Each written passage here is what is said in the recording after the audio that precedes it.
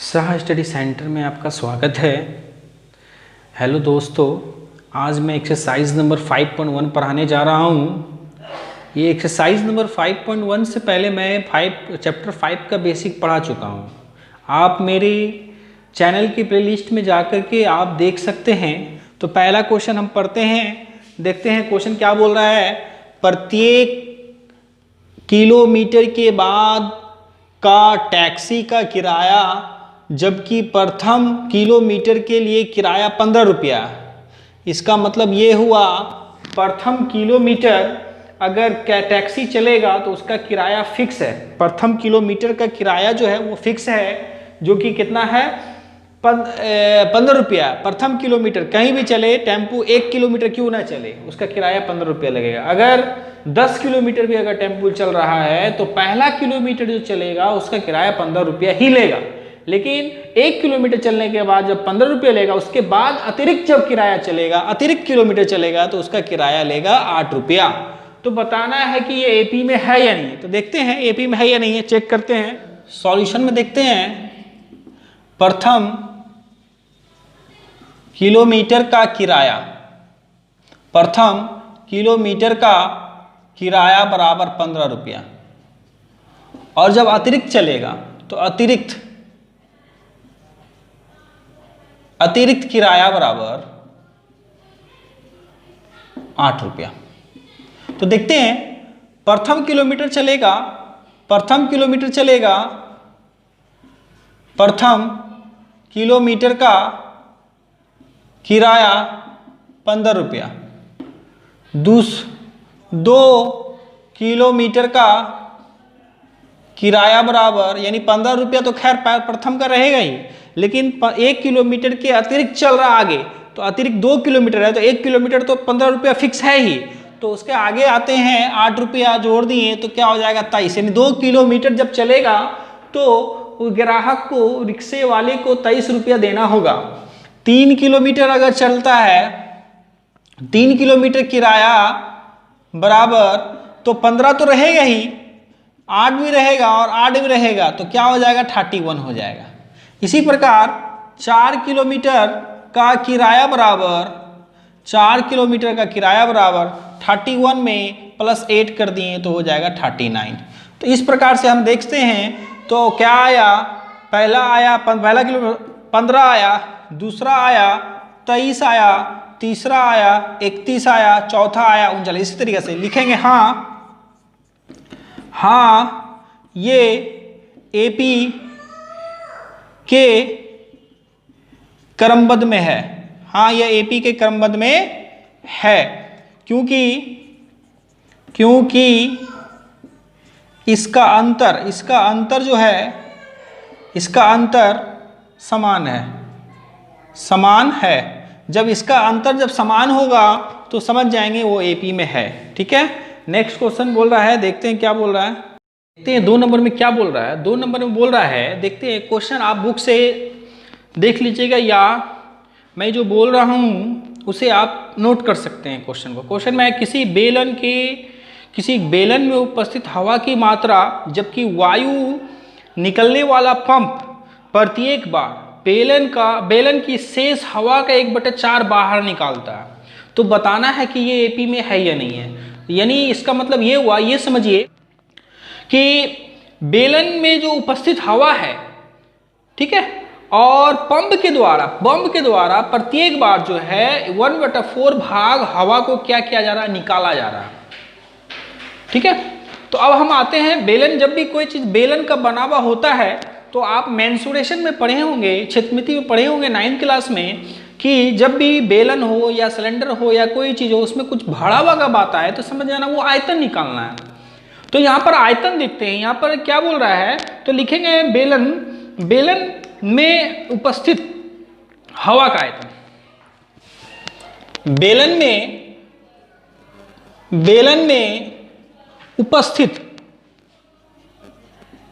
में उपस्थित हवा का आयतन, हवा का आयतन को मान लिए हम भी। अब हम देखते हैं आगे, बोल रहा है प्रत्येक बार जो है हवा का 1/4 पंप के द्वारा जो है प्रत्येक बार बेलन का शेष भाग हवा 1/4 भाग निकाला जाता है। तो 1/4 भाग हवा निकालने पर तो 1/4 हवा जब निकालेंगे तो V बटा क्या हो जाएगा 4।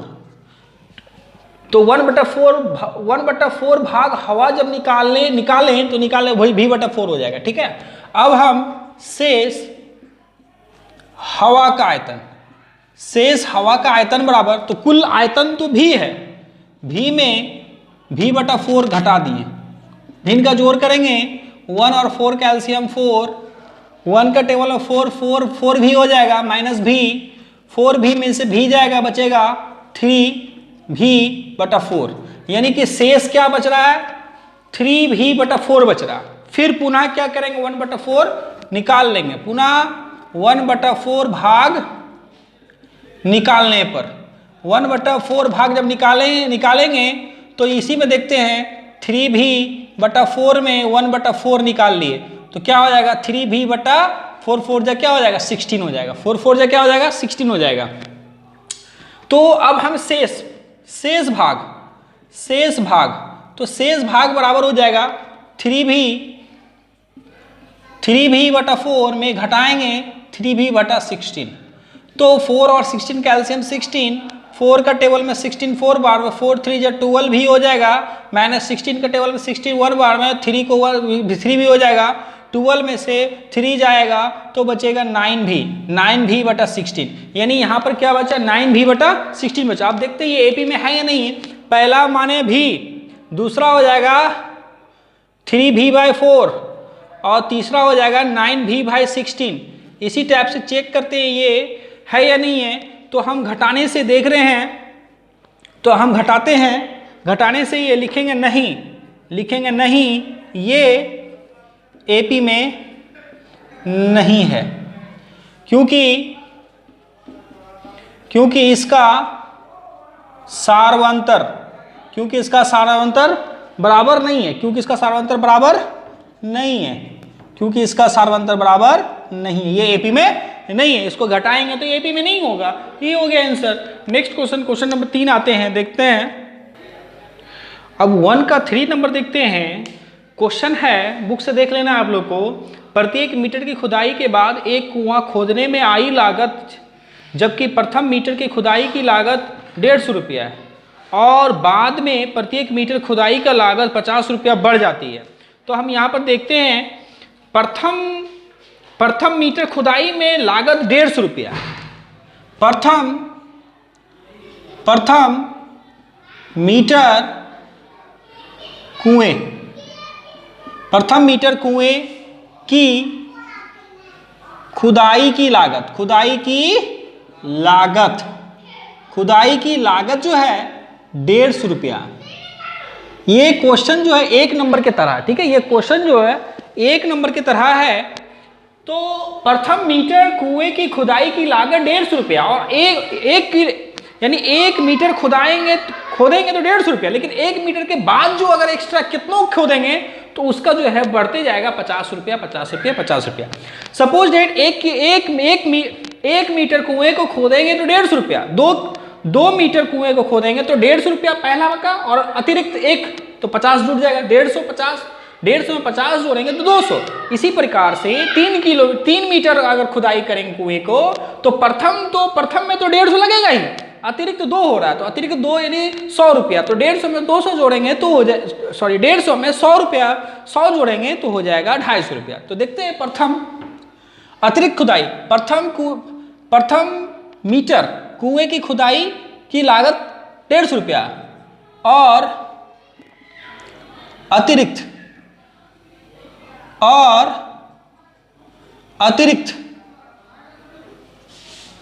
खुदाई की लागत,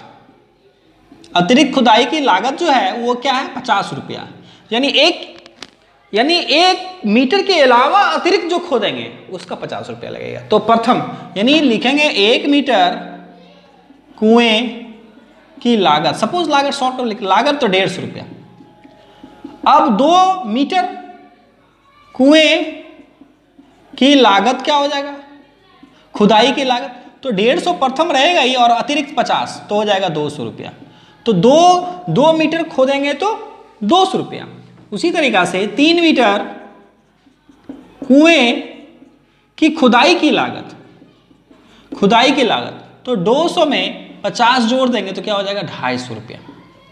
ठीक है, इसी प्रकार चलते रहेगा। तो देखते हैं प्रथम तो 150 लगेगा ही, दूसरा लगेगा 200, तीसरा लगेगा 250, तो इसी प्रकार से आगे चलते रहेगा। तो अगर हम इसको घटाएंगे तो इसका सार्वंतर जो हो रहा है, वो सार्वंतर 50 रुपये का हो रहा है। इसका मतलब हाँ ये एपी में है, हाँ ये एपी में है, क्योंकि इसका सार्वंतर जो है क्या होगा, समान है। समान का मतलब होता है बराबर, इसका सार्वंतर क्या है, समान है। नेक्स्ट देखते हैं क्वेश्चन नंबर 4, 1 का 4 में देखते हैं।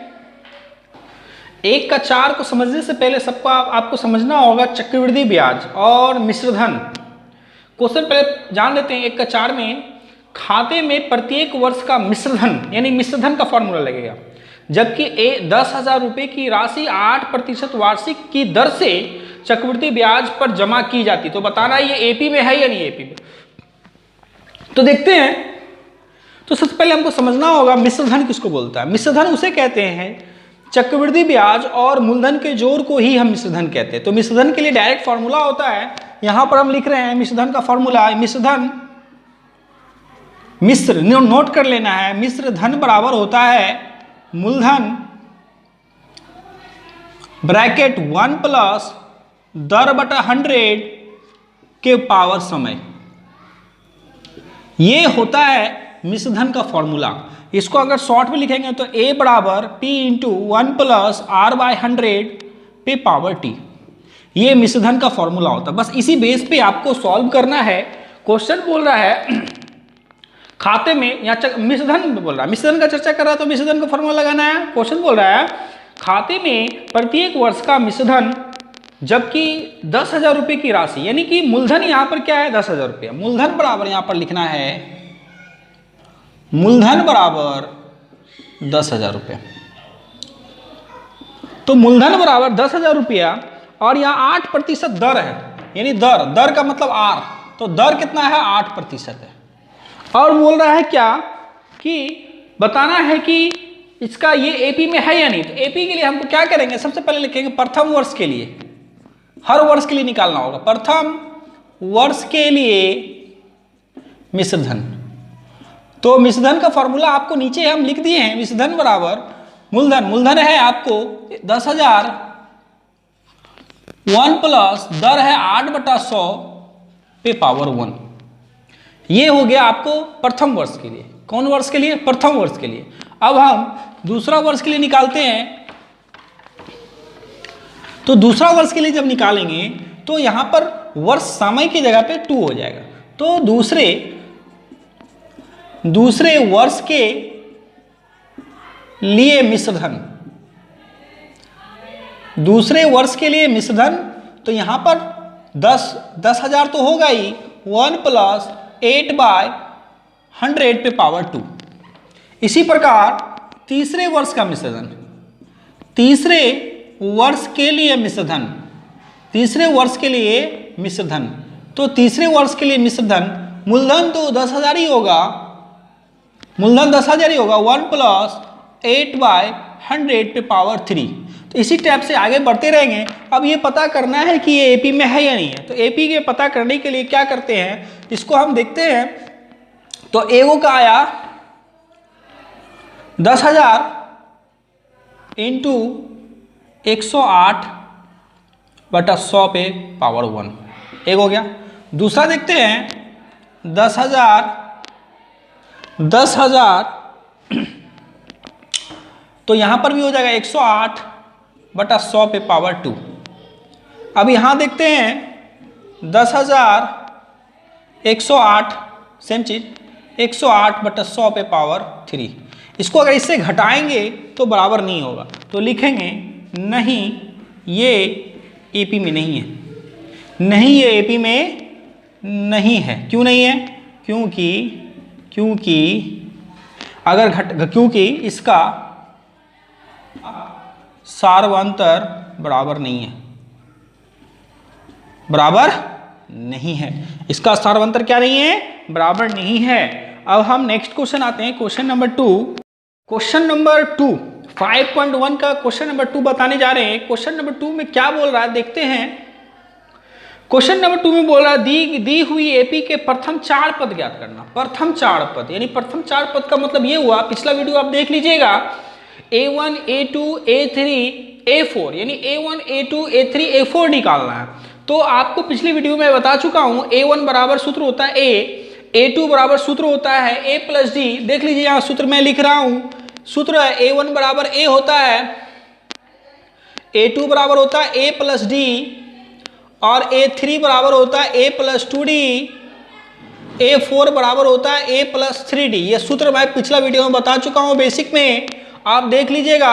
इसी टाइप से आगे चलने के बाद an बराबर होता है A plus n minus 1 into D. इसका ट्रिक मैं बताया था कि जितना पद बोलेगा उतना एक कम डी। यहाँ पद 1 है तो यहाँ पर 0D, यहाँ पर A2 है यानी 2 पद है तो यहाँ पर 1D, यहाँ पर 3 है तो यहाँ पर 2D, यहाँ पर 4 है तो 3D। ये सूत्र होता है पद निकालने का, तो पद निकालने का ये सूत्र होता है। तो ये चैप्टर में जो 5.1 का 2 नंबर में है, ये फॉर्मूला का यूज हो करके ये बनेगा। जैसे कि 2 नंबर में बोल रहा है, 2 का फर्स्ट में बोल रहा है कि 4 गो पद निकालना है। क्या गो पद निकालना? 4 गो। क्वेश्चन में है कि A बराबर 10 और D बराबर भी 10, तो A बराबर भी 10, बहुत इजी मैथ है, और D बराबर भी 10, तो 4 पद निकालना। तो A1 बराबर A होता है, तो A बराबर सूत्र है 10, तो 10।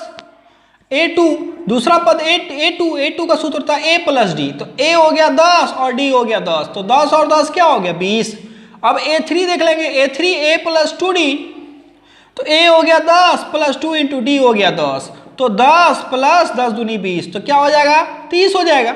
इसी प्रकार हम आते हैं A4 बराबर हो जाएगा A प्लस 3D, तो A है 10 प्लस 3 इंटू D है 10, तो 10 प्लस 10 दिया 30, 30 और 10 क्या हो गया 40 हो गया। तो 4 पद निकालने बोल रहा था, तो 4 पद आपका निकल चुका है। यहाँ देखिए क्या है 4 पद। पहला AP का 4 पद देख लेते क्या क्या है।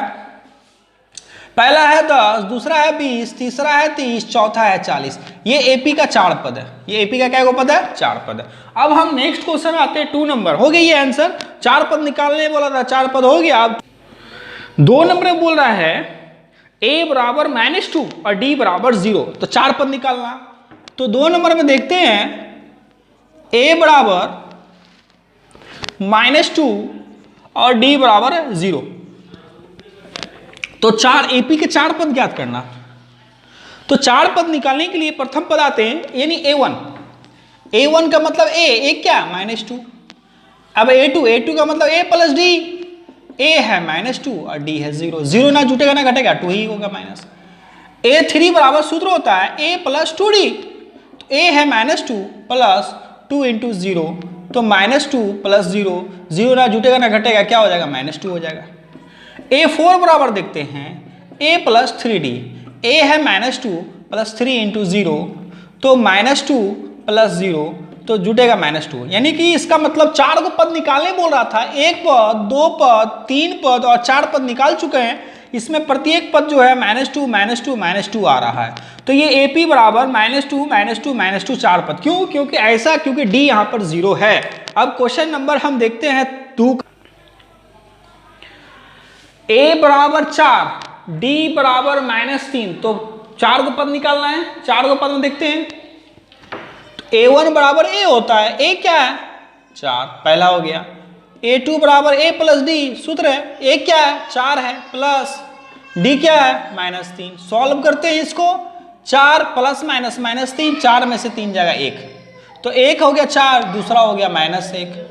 A3 निकालते हैं, तो A3 बराबर A प्लस 2D होता है, तो A हो गया 4 प्लस 2 इंटू -3। सॉल्व करते हैं, 4 प्लस माइनस माइनस और 3 दूनी 6, 6 में से 4 जाएगा बचेगा 2, बड़ा है 6 चिन्ह माइनस।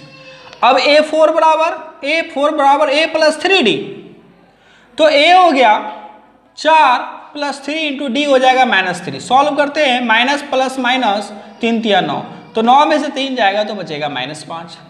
तो अब हम देखते हैं 4 पद कौन कौन है। तो AP का 4 पद देख लेते हैं कौन कौन है। एक है 4, दूसरा है 1, तीसरा है -2, 5। तो ये AP का यही 4 पद निकालने बोला था, ये 4 पद निकल गया। नेक्स्ट क्वेश्चन आते हैं, ये होमवर्क हो गया, ये सॉरी हो गया ये। नेक्स्ट आते हैं नेक्स्ट क्वेश्चन नंबर 4।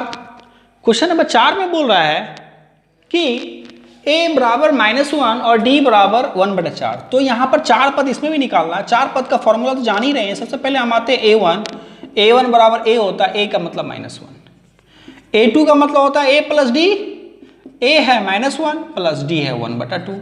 तो इसको घटाएंगे तो -2 + 1/2 यानी इसका हो जाएगा -1/2। एक ये हो गया, एक ये हो गया। अब a3 निकालेंगे तो a3 बराबर a प्लस 2d होता है। a है -1 प्लस 2 × d है 1/2, 2 कट गया बराबर -1। अब a4 निकालेंगे तो a4 में होता है a प्लस 3d, a है -1 प्लस 3 × d है 1/2। तो इसको हम सॉल्व करेंगे तो -1 प्लस 3 × 3/2, 1 और 2 कैल्सियम आ जाएगा 2, -2 प्लस 3 में से 2 जाएगा, बचेगा 1/2। तो इसको देखते हैं क्या आया। तो इस जगह पे सॉरी -1 में से -1 जाएगा तो यहाँ पर 0 होगा, सॉरी यहाँ क्या होगा -0 होगा। तो क्या आया, एक आया -1, दूसरा आया -1/2, तीसरा आया 0, चौथा आया 1/2। 4 को निकालने बोला था, ये हो गया। ठीक है, नेक्स्ट क्वेश्चन आते हैं क्वेश्चन नंबर 5। 1 का 5 नंबर में a बराबर -1.25, d बराबर -0.25। तो a1 बराबर -1.25 ही होगा। a2 बराबर सूत्र होता है a प्लस d। तो a है -1.25, सूत्र का प्लस और इसका माइनस। तो देखते हैं क्या होता है। -1.25 प्लस माइनस 0.25, तो दोनों को जोड़ देंगे तो -1.50 हो जाएगा। तो एगो ये हो गया और एगो ये हो गया। अब हम तीसरा आते हैं a3 बराबर a प्लस 2d। a हो जाएगा -1.25 प्लस 2 × d हो जाएगा -0.25। तो -1.25 प्लस माइनस 0.25 में 2 से गुना करेंगे तो 0.50 हो जाएगा। तो 1 रुपया यानी सपोज डेट मानते हैं, माइनस जोड़ते हैं, 1 रुपया 25 पैसा में 50 पैसा जोड़ेंगे तो हो जाएगा -1.75। a4 देख लेते हैं। a4 बराबर a प्लस 3d, a है -1.25 प्लस 3 × -0.25। देखते हैं -1.25 प्लस माइनस 0.75। अब इसमें जोड़ देंगे तो हो जाएगा -2.0। तो 4 को पद निकालने बोला था, 4 को पद हो गया ये। देखते हैं 4 पद कौन कौन है, यहाँ पर लिख रहे हैं चारों पद, देख लेना है। पहला पद हो जाएगा -1.25, दूसरा पद हो जाएगा -1.50, तीसरा पद हो जाएगा -1.75, चौथा पद हो जाएगा -2.00। तो ये 4 पद हो गया, 2 नंबर भी समाप्त हो गया। अब नेक्स्ट वीडियो में 3 नंबर बताऊंगा। अगर वीडियो पसंद आया तो लाइक कीजिए, कमेंट कीजिए और चैनल को सब्सक्राइब कीजिए। अगर कोई प्रॉब्लम हो, कोई डाउट हो तो कमेंट सेक्शन में कमेंट जरूर कीजिए, कमेंट जरूर कीजिए। ठीक है, थैंक यू, धन्यवाद।